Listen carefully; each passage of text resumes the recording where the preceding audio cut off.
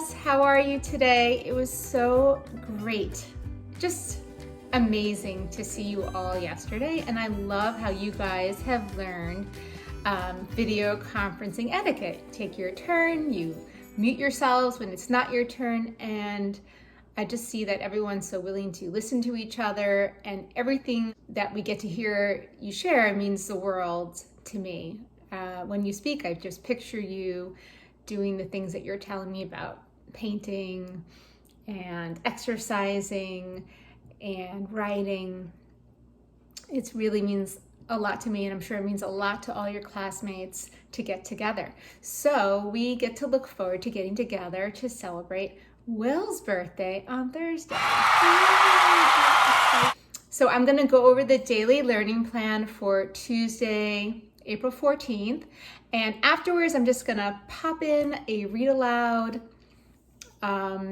that reminds me of what we were learning about the Maasai tribe in Kenya, but this is not about the Maasai tribe. It's more about when water is scarce and the lives of people and children who have to travel very far to get clean water.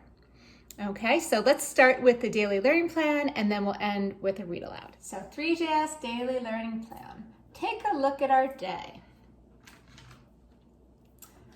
So every day we are still reading for 30 minutes. Read the daily learning plan so you know what to do.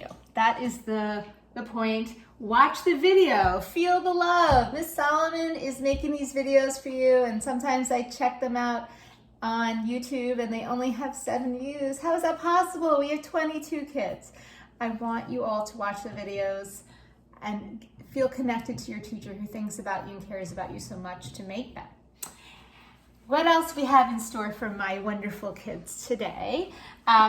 Independent reading. You are going to make a reading plan for your time at home. Zern Math. So we begin our work in Zern Math today, Mission 5, Mission Not Impossible, and Lesson 5. Please only do one lesson per day. One lesson per day so that when we go back to school, we will all be on the same lesson. Poets Workshop. Pretty exciting day for us poets because poetry is just like other types of writing. Poets have tools. They have something called poetic devices. And this is the way that they use sound, rhythm, and also their visual presentation of words to convey meaning and emotion and to lead their readers in a particular direction.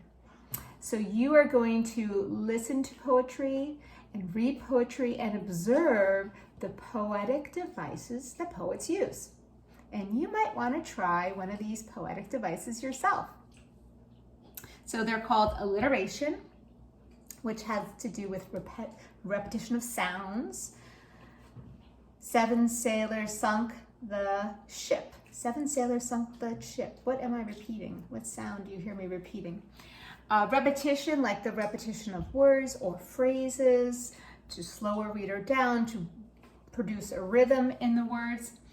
And onomatopoeia, which is how the words are presented on the page. And you're going to see an example of how sometimes authors will put one word on top of another, create a look of a stream with the words. It's kind of interesting, and I like experimenting with that myself.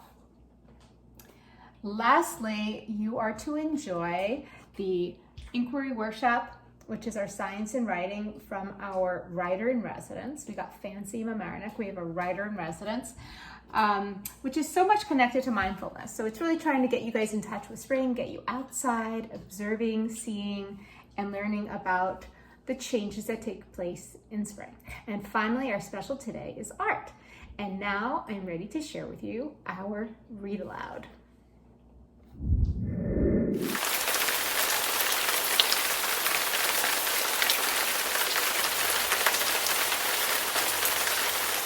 I am Princess Gigi.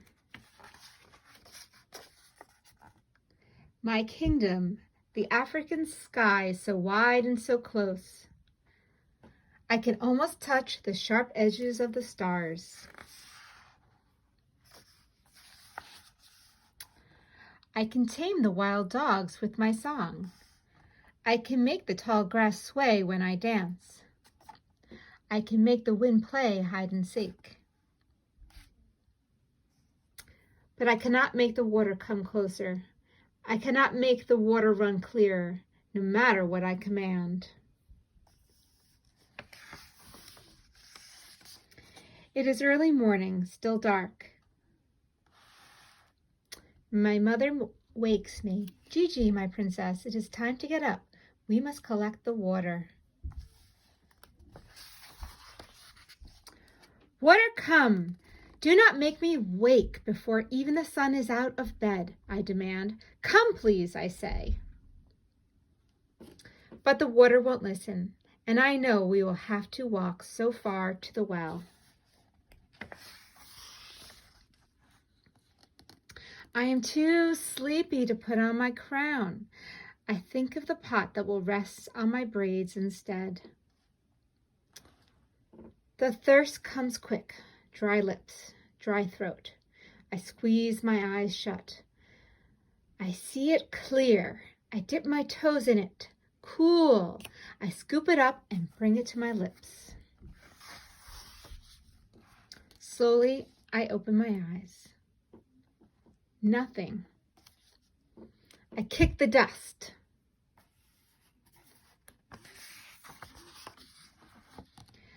I grab my empty pot and place it upon my head. My mother does the same, and our journey begins, full of song.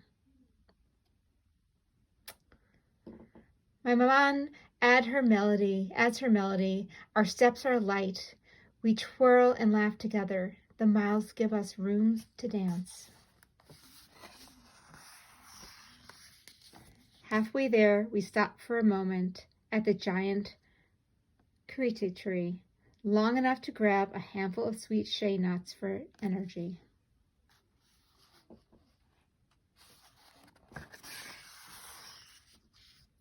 Maman, we can keep the dance going just a little longer. Maman, are we there yet? Finally, I hear the water running from the well, the giggles of my friends, the chatter of women. Some have traveled farther than I, only to return home when the sun has gone to bed.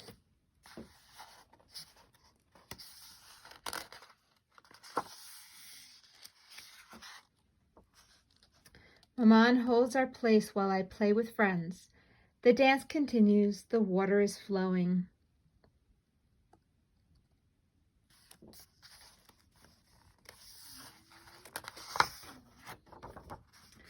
Pots filling with a dusty earth-colored liquid. Gigi, come! Maintenant. My turn now.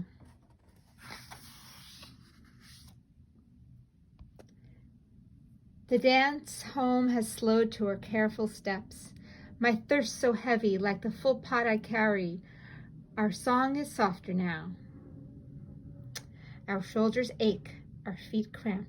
I see home at last. Maman boils enough water for drinking. We wait. We wash our clothes. We prepare food for cooking. My father comes quickly from the fields to sharing the drink and the meal. He scoops me up. My princess, you have returned with the water. Drink, Maman says finally. Every sip fills me with energy. I want to make it last, but I can't.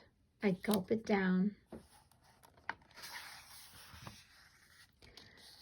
Clothes and body clean, I sing to the dogs. I dance with the tall grass. I hide from the wind. Maman brings me one last cup. She has saved it just for me. Drink, my princess. Sleep, my princess. Tomorrow we journey again. Maman, I say as I close my eyes, why is the water so far? Why is the water not clear? Where is our water?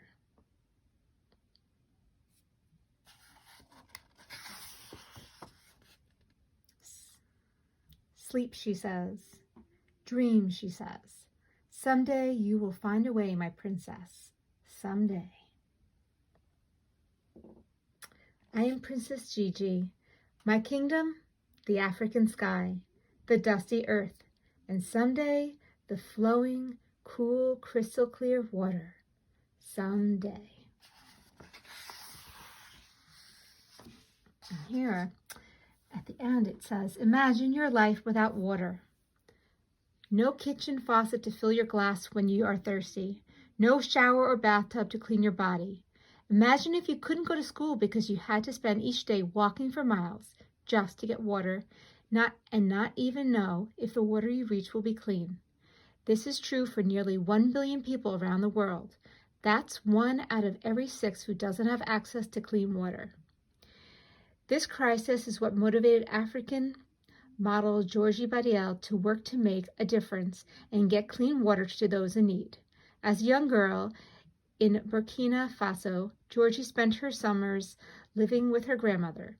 Every morning, Georgie and the other girls in some of the village walked for miles to fill a pot with water and returning it home to be used for the basics, drinking, bathing, cooking, only to wake up the next morning and make the journey again. Georgie knows firsthand the sufferings and struggle of all those without clean water. In Burkina Faso alone, nearly a quarter of the population has no access to clean water. Both illnesses from contaminated water and the time it takes to collect water every day prevent many children from going to school. The walk itself is on average 4 miles each day, which is the length of about 70 football fields. The Water Princess is a story inspired by Georgie's own childhood and her wish that the water would come to her and those in her community. Together with Ryan's Well, Georgie is working to make a change and bring this basic right, this source of life, to the people of Burkina Faso and beyond. We hope the story brings awareness to the ongoing crisis and inspires you to be part of the change. And I'm just going to show you a close-up of the photographs. The girls and women of Goundi, Georgie's grandmother's village in Burkina Faso, take the long walk to collect water. They do not yet have a well in their village. And the girls and women of Goundi have arrived at the river where they fill their pots with water to bring back to the village. The water will still need to be cleaned before they will be able to drink it.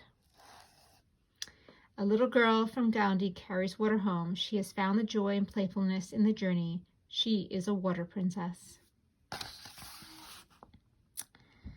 And here the children of L'École Primaire de Rio and Georgie Badiel celebrate the first Water Princess well built in partnership with Ryan's Well.